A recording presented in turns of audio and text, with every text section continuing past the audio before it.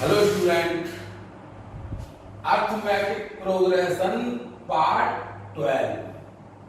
हमने आपको इसके पिछले पार्ट में सिलेक्शन ऑफ टर्म्स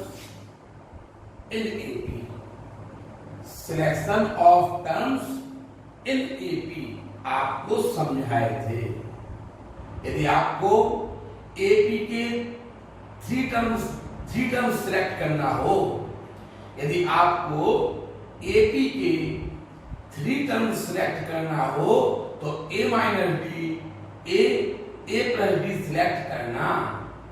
बोला था ना, यदि आपको एपी के फोर टर्म की रिक्वायरमेंट हो तो हमने आपको बोला था a minus three d a minus d a plus three d convenient होता है। बोला था ना, यदि आपको एपी के फोर टर्म्स की रिक्वायरमेंट हो तो a minus three d a minus d a plus three d आप मान सकते हैं। इससे आपको बहुत सुविधा होगी, ये बहुत कन्वीनियंट होते हैं। बोला था ना, यदि आपको एपी के फोर टर्म्स की फाइव टर्म्स की रिक्वायरमेंट हो तो हमने बोला था a minus two d a minus d a plus d a plus two d, ये बोला था ना। एक और हमने बोला था कि यदि नंबर ऑफ टर्म्स ऑड हैं तो इनका कॉमन डिफरेंस डी आएगा। बोला था ना, यदि नंबर ऑफ टर्म्स ऑड है, जैसे a minus d number of terms three है, a minus d a plus d, तो इनका कॉमन डिफरेंस देखिए डी आ रहा। और यदि नंबर ऑफ टर्म्स इवन है तो इनका कॉमन डिफरेंस टू डी आता है। ये भी हमने बोला, ये भी फालतू की बात है, ठीक है ना, लेकिन हमें ध्यान रखना चाहिए। इसी पे आधारित हम आपको एक क्वेश्चन पढ़ा रहे हैं, divide 32 in four parts. Question क्या है?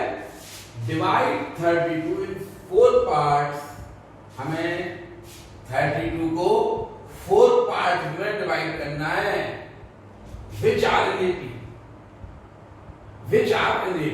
हमें 32 को ऐसे फोर पार्ट में डिवाइड करना है जो एपी में हो।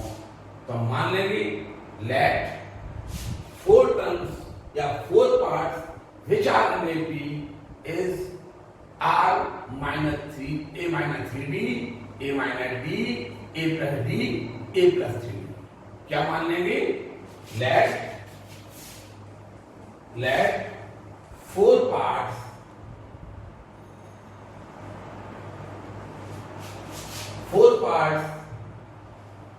which are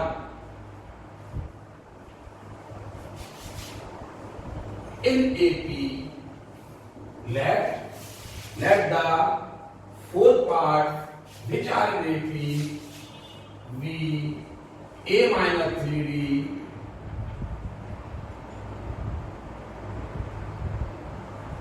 a minus 3d a minus d a plus d a plus 3d। कल बोला था हमने, यदि आपको फोर टर्म की रिक्वायरमेंट हो, फोर टर्म सिलेक्ट करना हो, विच आर इन एपी। बोला था हमने, यदि आपको एपी के फोर टर्म की रिक्वायरमेंट हो जो एपी में हो तो आप a minus three d a minus d a plus d a plus three d select करना। बोला था ना, उसने कहा कि divide 32 in four parts which are in AP. 32 को ऐसे फोर पार्ट्स में डिवाइड करिए जो कि एपी में है। 32 को ऐसे फोर पार्ट में डिवाइड करना है विच आर इन एपी, जो कि एपी में है। हमने मान लिया let the four parts which are in AP be a minus three d a minus d a plus d a plus three. ये हमने मान लिया, समझ में आ गया। अब we have, हमने 32 के फोर पार्ट्स ये माने हैं। Let the four parts which are in AP, ठीक है। हमने 32 को डिवाइड किया था, 32 को हमने इन 4 पार्ट्स में डिवाइड किया था। जैसे आपके पास 20 रुपए, हमने इसके 4 पार्ट्स कर दिए। हमने कहा एक पार्ट है 3, एक पार्ट है 7, एक है 4, एक है 6। 20 के हमने 4 पार्ट्स किए। 20 के 4 पार्ट्स हमने ये कर दिए। बताइए, ये 20 के 4 पार्ट्स है ना, तो इनका सम 20 होगा कि नहीं होगा? सेम एज ये 32 के 4 पार्ट्स हैं, which are in AP. Let the 4 parts of 32, let the 4 part of 32 which are in AP be A minus 3D, A minus D, A plus D, A plus 3D. ये किसके 4 part हैं? 32 के। तो इनका सम कितना है? ये 32 के 4 पार्ट हैं which are in AP, जो कि AP में है। ये 32 के 4 पार्ट है ना, तो इनका सम क्या होगा? इनका सम 32 होगा। तो ठीक है, so we have A minus 3D plus A minus D plus A plus D plus A plus 3D equal to 32। उसने कहा था divide 32 into 4 parts, divide 32 into 4 parts which are in AP। 32 को हमें 4 पार्ट्स में, ऐसे 4 parts में divide करना है जो कि AP में हो।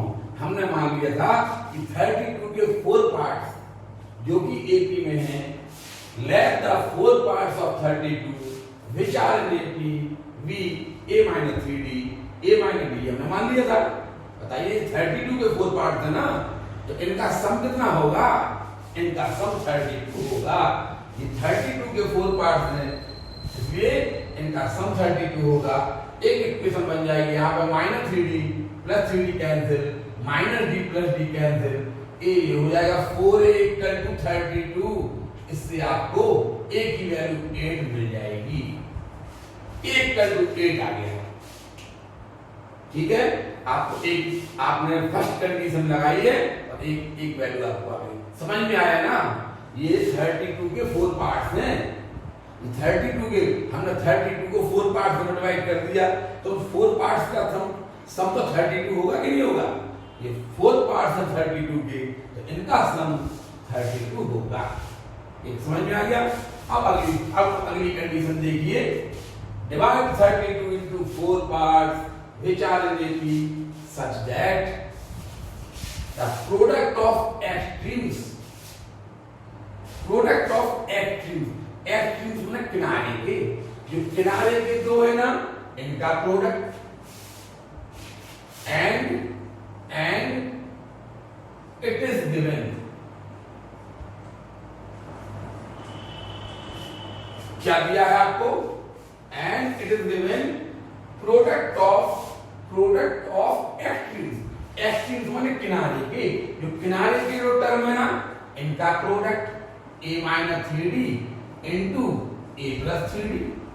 फिर से समझिए, the product of extremes is to the product of means, जैसे आप अपन लोग इसको पढ़ते ना, A ऐसा लिखा होता ना 7:15, इसको पढ़ते A is to B equal to 7:15, ऐसा पढ़ते ना। ऐसे ही अपन इसको पढ़ेंगे। यार इसमें लिखा है, आप देखिए, product of extremes is to the product of means माने बीच वाला होता है, product of means A minus D into A plus D। समझ में आया? उसने कहा रेशियो को पढ़ते ना, A is to B, क्या पढ़ते थे? A is to B।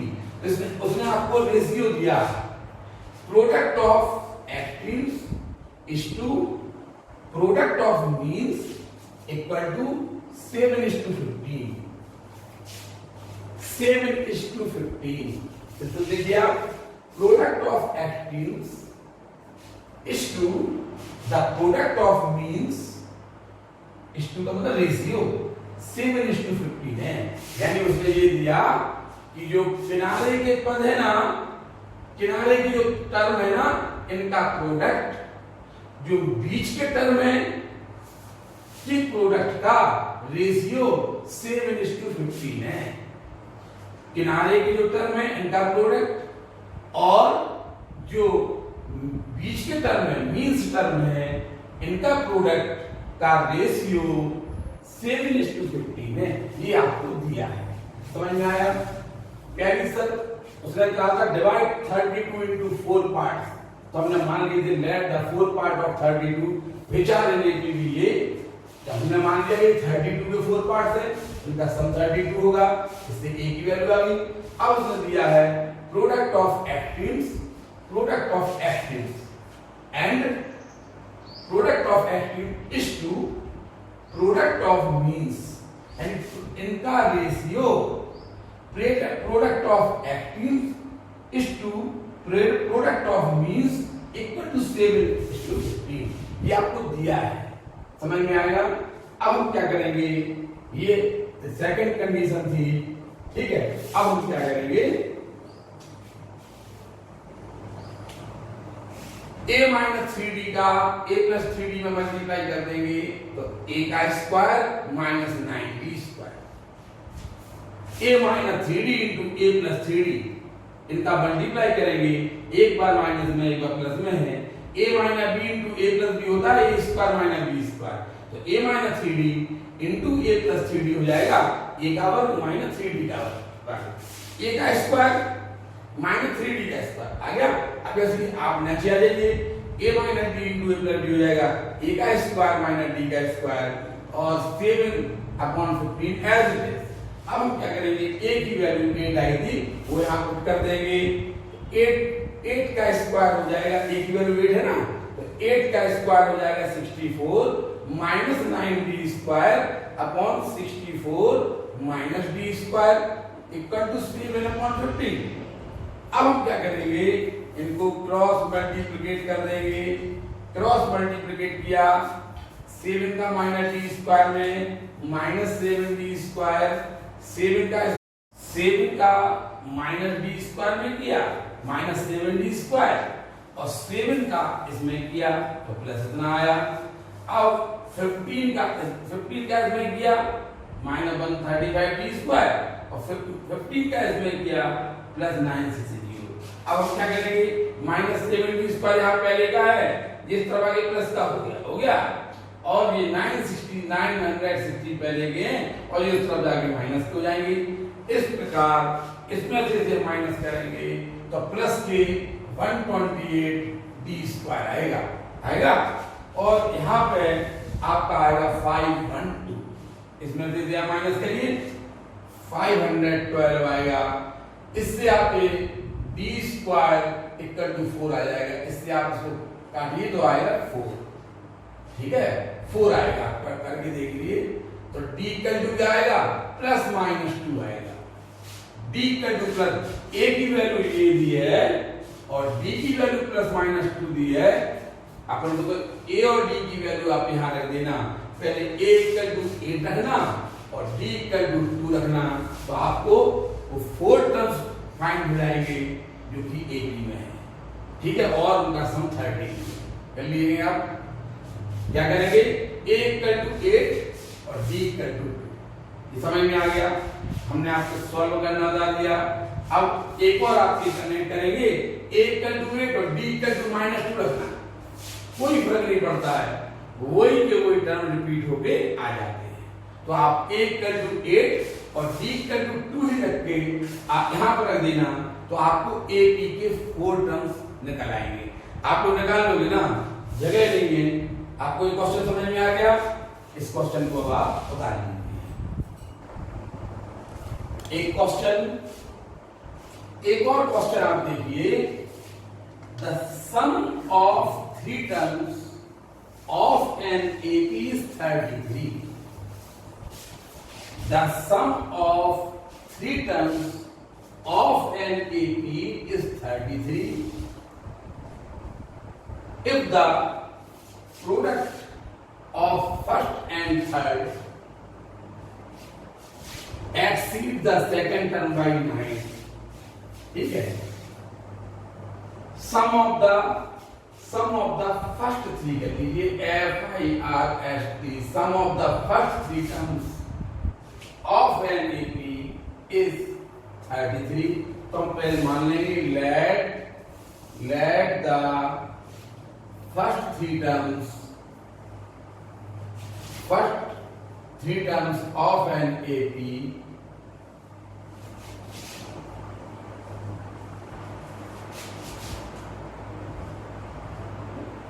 V A minus B A plus B। Question था the sum of first three terms of an AP is 33। तो हमने पहले इसी पे मान लिया कि let the first three terms of an AP be ना। अब it is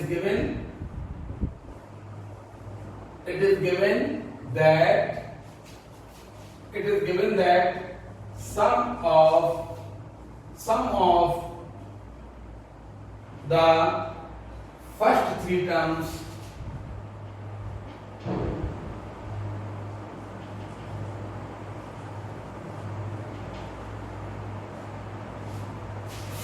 of AP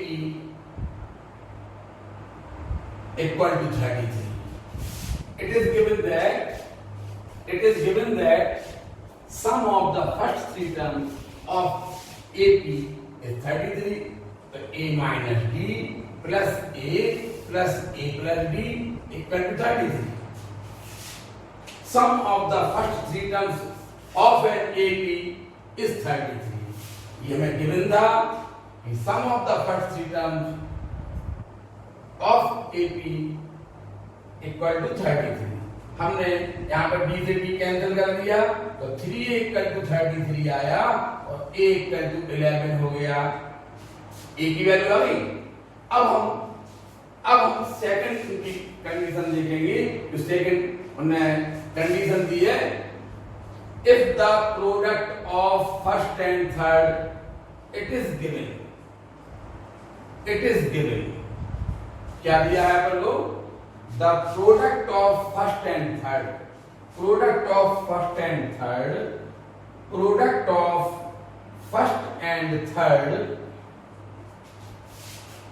it is given that if the product of first and third term exceeds the second, बता फर्स्ट और थर्ड का प्रोडक्ट है ना, exceed the second by 29। बता इस second वाले से फर्स्ट और थर्ड का प्रोडक्ट है ना, इस सेकंड वाले से 29 एक्सीड है।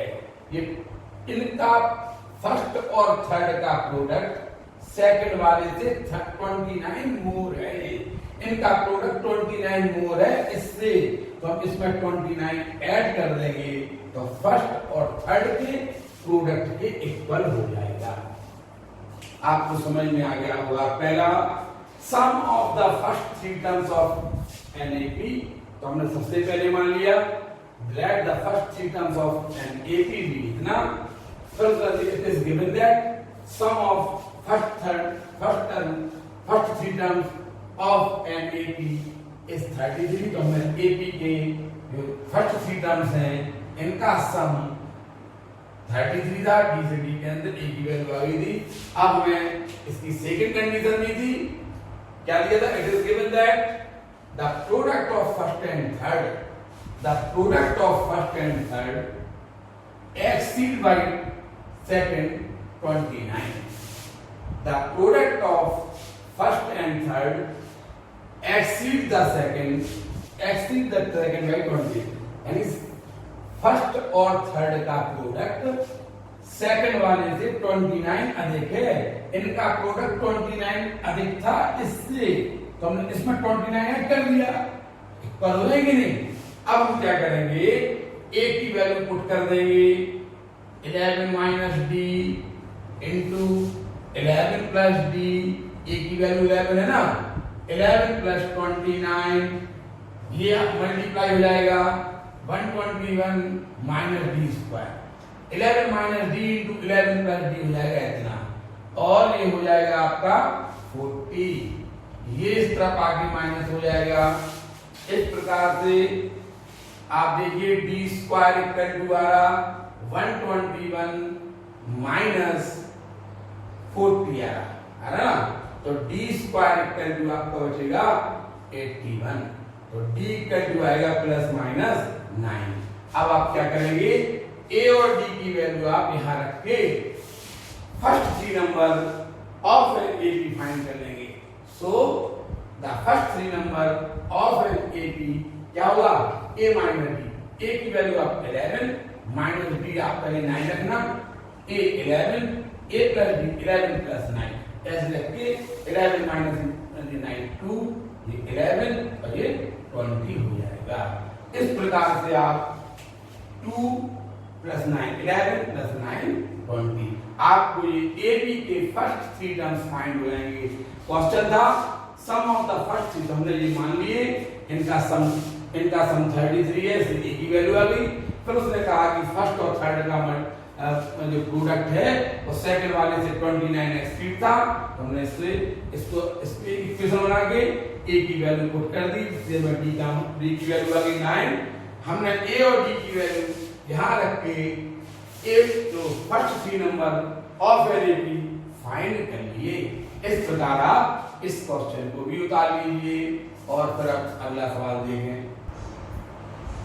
ये वाला क्वेश्चन है, ये आपको घर से करके लाना है। 3 numbers are in AP.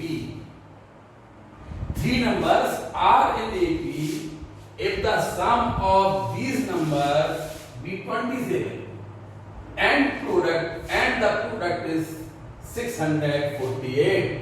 Find the number. कर लो ये वाला क्वेश्चन। कैसे करना है, आप AP के 3 numbers क्या मानेंगे, a minus d a plus D मान लेना। 3 नंबर आपको हमने बताया था कि अगर एपी के 3 नंबर्स आपको 3 नंबर्स की रिक्वायरमेंट हो या एपी के आपको 3 नंबर सिलेक्ट करना हो तो a minus d a plus d select करना। ठीक है, तो आप मान लेना a minus d a plus D 3 numbers हो गए एपी के। अब उनका सम दिया, इनका सम है 20 से a minus d plus a plus d equal to 27 आएगा। a minus d plus a plus d equal to 27, d से डी कैंसिल हो जाएगा, 3a equal to 27, a equal to 9 आ जाएगा। अब द प्रोडक्ट इज ना, यानी a minus d into a plus d equal to कितना, प्रोडक्ट। फिर a की वैल्यू आप जितनी आई पूरा देना और d की वैल्यू फाइंड कर लेना। फिर a और d की वैल्यू आप a minus d a plus D में रख देना। ये क्वेश्चन आपको घर से करके लाना है, कर लोगे। अगला क्वेश्चन देखिए, find the 4 numbers in AP, find the 4 numbers in AP whose sum is 50 and in which greatest number is 4 times the least। तो हमने मान लिया, इसको पहले हमें late 4 numbers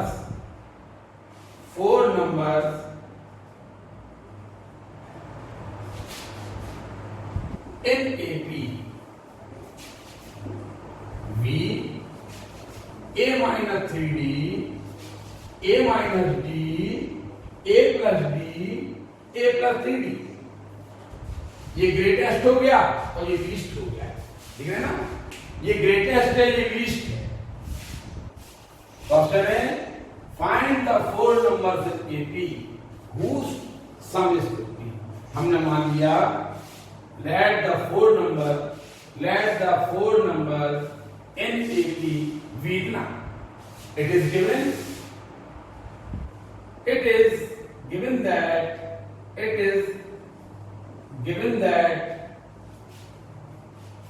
the sum of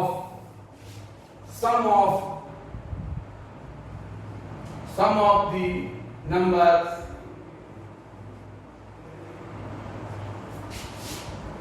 V equal to 50।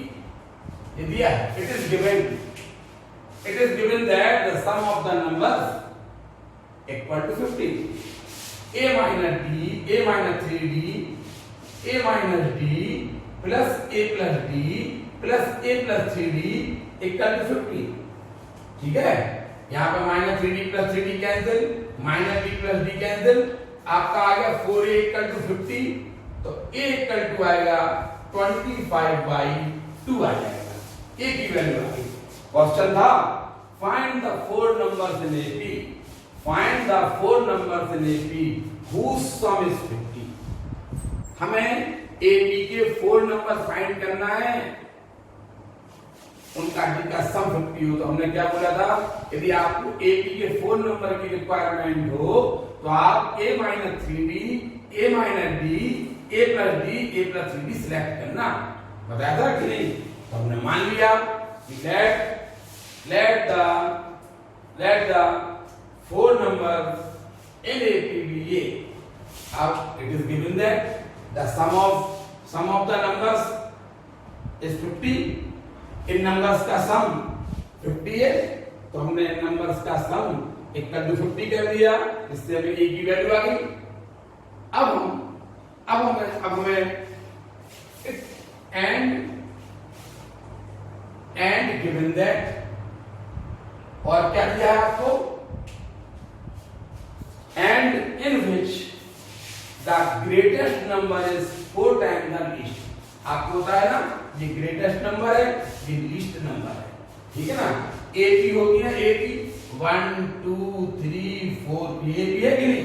AP के 4 में ये ग्रेटेस्ट होगा तो ये लीस्ट होगा, ठीक है ना।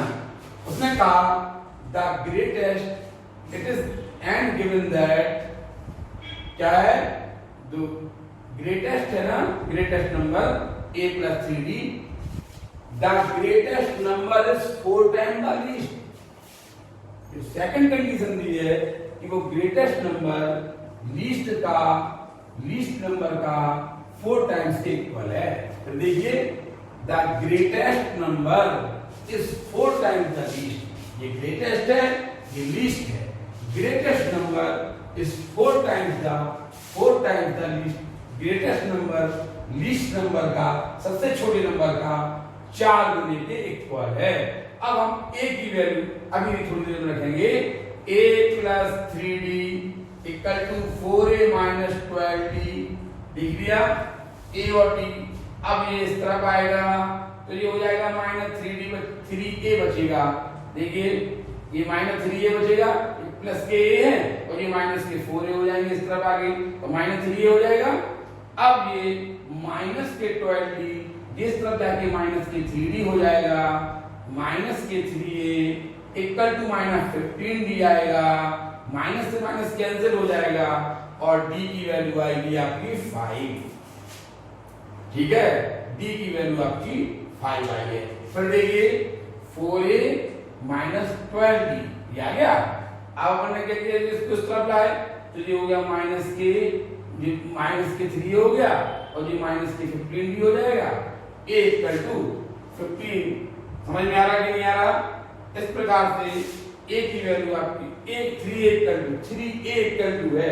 कहां से आगे A की वैल्यू पुट करेंगे ना, इसमें 3A की वैल्यू है 25/2, 3A इक्वल टू 5D आया है ना, तो A की वैल्यू आपने 15/2 पुट कर दी तो 15D दिख रहा कि नहीं दिख रहा?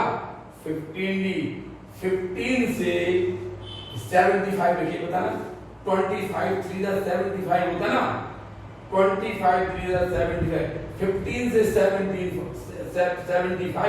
55 का 75 कट जाएगा और इस प्रकार D इक्वल टू आएगा आपका 5/2। समझ में आया कि नहीं? अब हमने थोड़ा सा ऊपर भी सवाल आपका ये वाला बता दे रहा है, ये आपको करना था घर पे। अब देखिए फिर से एक बार क्वेश्चन देखें, find the 4 terms in AP। आपको AP के 4 टर्म्स फाइंड करना है, whose sum is 50। हमने मान लिया let the 4 terms of AP be A minus 3D, A minus D, A plus D। हमने AP के 4 टर्म्स ये मान लिए इनका सम कितना दिया था, 50 दिया था, तो इनका सम हमने इनका सम हमने 50 कर दिया, देखिए आप, तो इसलिए हमें ए की वैल्यू आ गई। अब सेकंड कंडीशन दी थी, सेकंड कंडीशन दी थी the greatest number is 4 times the least. Greatest number, greatest a plus 3d होगा और लीस्ट माने सबसे छोटा, सबसे बड़ा सबसे छोटे का 4 गुना है, सबसे बड़ा सबसे छोटे का 4 गुना है। आया समझ में? आप अब इसमें हमने थोड़ा सॉल्व कर दिया, ये आया आपका 3a प्लस 15d आया, a की वैल्यू हमने 25/2 पुट कर दी, तो ये 75 हो गया। 15 से 75 5 बार कट हो गया, इससे d इक्वल टू 5/2 आ गया। आपके पास a और d की वैल्यू आ चुकी है।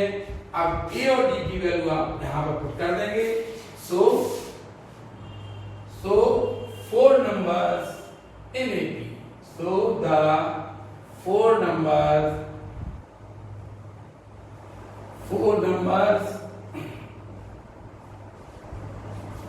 ठीक है, 4 numbers of AP V क्या होगा? A minus 3D। A की वैल्यू कितनी है? 25/2 minus 3, D की वैल्यू कितनी है? ये 5/2। A minus 3D, A plus D, A minus D, A कितना है? 25/2 minus D कितना है? 5/2। A इसमें रख दिया, इसमें रख दिया। अब A plus D, A कितना है? 25/2 plus D कितना है? 5/2। A कितना है? 25/2 plus 3D कितना है? 5/2। देखिए ये हमने A और D की वैल्यू इसमें पुट करके हम 4 नंबर्स फाइंड कर लेंगे। आप देखिए 25/2 में से 15/2 माइनस करेंगे, 25/2 में से 15/2 माइनस करेंगे तो 10/2 यानी 5 आएगा। ये यहां देखिए 25/2 में से 5/2 माइनस करेंगे तो 20/2 यानी 10 आएगा। 20 यहां सम कर देंगे तो 30/2 यानी 15 आएगा। इसी प्रकार अगला 20 आएगा। आपने देख लिया, क्वेश्चन था find the 4 numbers in AP. AP के 4 नंबर्स फाइंड करना थे, हुज सम इज 50। इनका सम हमने मान लिया कि एपी के 4 नंबर ये हैं, उनका सम 50 है, ए की वैल्यू आ गई। अब उसने दिया था द ग्रेटेस्ट, सेकंड कंडीशन दी थी the greatest number is 4 times the least. हमने सॉल्व किया, 3a minus 15d आया, हमने यहाँ a की वैल्यू पुट कर दी, a की वैल्यू पुट करने से d की वैल्यू आ गई, a और d की वैल्यू हमने यहाँ रख दी, ये रखिए। तो हमें a b के 4 नंबर, ये a minus 3d है, ये a minus d है, ये a plus d है, ये a plus 3d है, और हमें a b के वो 4 नंबर फाइंड हो गए। ध्यान रखना, आप ये क्वेश्चन भी बता लीजिए। एक क्वेश्चन आप ये देखिए, the angles of a quadrilateral are in AP. The angles of quadrilateral are in AP whose common difference is 10 degree. Find the angles of quadrilateral. Quadrilateral में चतुर्भुज, इसकी 4 साइड होती है ना क्वाड्रिलेटरल। लो ये quadrilateral A B C D, ये क्या था? क्वाड्रिलेटरल। एक क्वाड्रिलेटरल है, उसके जो एंगल हैं वो AP में है। ठीक, हमने मान लिया let the angles of quadrilateral which are in AP V A minus 3D, A minus D, A plus D, A plus 3D, A plus 3D। हम ये लिख नहीं रहे हैं, आप लिख देना let the angles of quadrilateral which are AP V A minus 3D, A minus D, A plus D, ये क्वाड्रिलेटरल के एंगल जो कि AP को फॉर्म करते हैं, जो क्वाड्रिलेटरल के एंगल है ना वो AP फॉर्म करते हैं।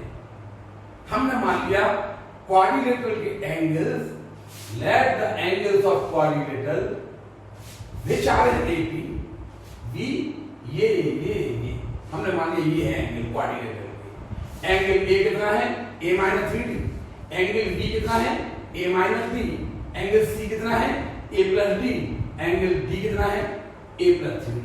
यदि आपको a और d की वैल्यू मिल जाएगी तो आप क्वाड्रिलेटरल की इंटीरियर एंगल फाइंड कर लेंगे कि नहीं।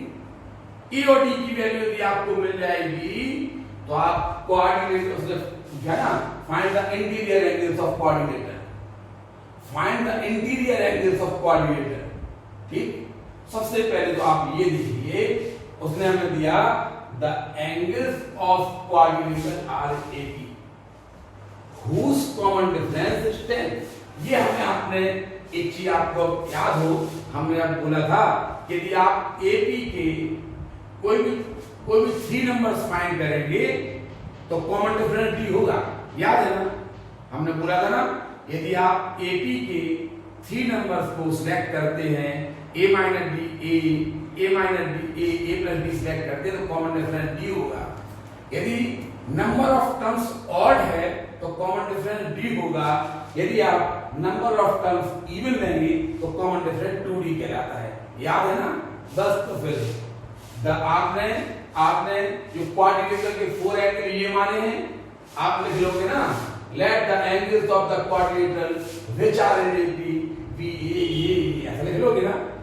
4 है ना, 4 नंबर सेलेक्ट किए ना तो कॉमन डिफरेंस क्या कहलाएगा 2d कहलाएगा। ठीक है, तो सो कॉमन डिफरेंस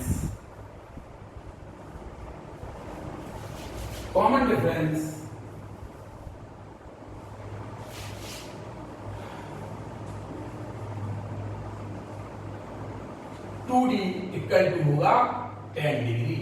इससे d की वैल्यू आ गई आपको 5 डिग्री। आपने जो 4 एंगल्स, आपने जो क्वाड्रिलेटरल के 4 एंगल्स जो कि एपी में है वो माने हैं, और इवन नंबर है कि नहीं है, एंगल्स के नंबर इंटीरियर एंगल्स इवन है जो एपी के हैं। तो इसका आप अगर नहीं समझ में आया तो भूल जाओ कि a minus 3d a minus d, इन बताओ इनका कॉमन डिफरेंस क्या होगा। आप इसमें से माइनस करके देख लीजिए ना, a माइनस d में से a माइनस 3d माइनस कर दो, क्या याद करना, minus a plus 3d, a से कैंसिल आया, 2d कहीं आया। क्या याद करना कि यदि ऑड होगा तो d और इवन नंबर होंगे तो 2d। तो अपना देख लो ना, हम एक्चुअली हमने आपको पढ़ाया था कि यदि आप एपी के इवन नंबर सिलेक्ट करते हैं, इवन नंबर आप सिलेक्ट करते हैं या इवन नंबर की आपको रिक्वायरमेंट है तो कॉमन डिफरेंस 2d कहलाएगा। उसने हमने ये मान लिया था कि let the angles of quadrilaterals which are in AP ये है, सो कॉमन डिफरेंस 2d होगा। बट गिवन कॉमन डिफरेंस तो 10 डिग्री है, कॉमन डिफरेंस आपको 10 डिग्री गिवन है ना, इससे d की वैल्यू आ गई। अब आप जानते हैं ना कि क्वाड्रिलेटरल के इंटीरियर एंगल का सम 360 होता है, ये पता है आपको ये पता है। We know that the sum of the interior angles of the quadrilateral equal to 360 degree. अब now we know that the sum of the interior angles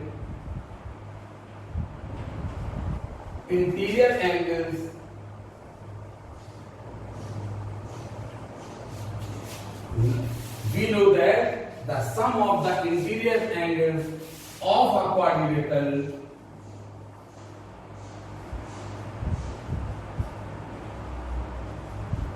equal to 360 degree. आपको पता है ना, we know that the sum of the interior angle of a quadrilateral equal to 360 degree. ये आप जानते हैं कि नहीं, चतुर्भुज के सभी अंतःकोणों का योग 360 डिग्री होता है, पता है आपको तो नहीं। क्वाड्रिलेटरल के इंटीरियर एंगल्स का सम 360 डिग्री होता है, we know that। इसलिए आप लिखेंगे a plus b plus c plus d equal to 360 degree. अब आप a की वैल्यू दी, a कितना है a माइनस 3d। a आपने माना था कि a इक्वल टू इतना, b इक्वल टू इतना, c इक्वल टू इतना, d इक्वल टू इतना। b है a माइनस d, सी है a प्लस डी, डी है a minus 3d equal to 360 degree. ये इससे कैंसिल हो गया, ये इससे कैंसिल हो गया। आपने देखा कि 4a इक्वल टू आएगा 360, इससे a की वैल्यू आएगा 90 डिग्री।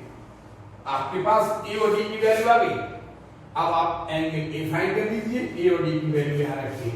तो angle a equal to a minus 3d, a कितना है 90 माइनस 3d कितना है, d निकाला था आपने 5, तो आप आएगा 90 माइनस 15, 90 माइनस 15 करेंगे तो 75 डिग्री।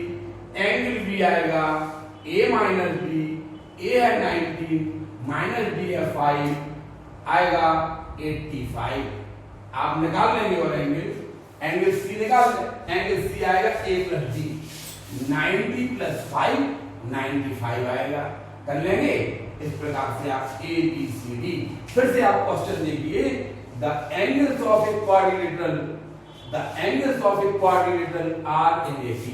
तो हमने मान लिया कि let the angles of quadrilateral which are in AP b इतना। हमने मान लिया ये है क्वाड्रिलेटरल के एंगल जो कि एपी में है, ये है।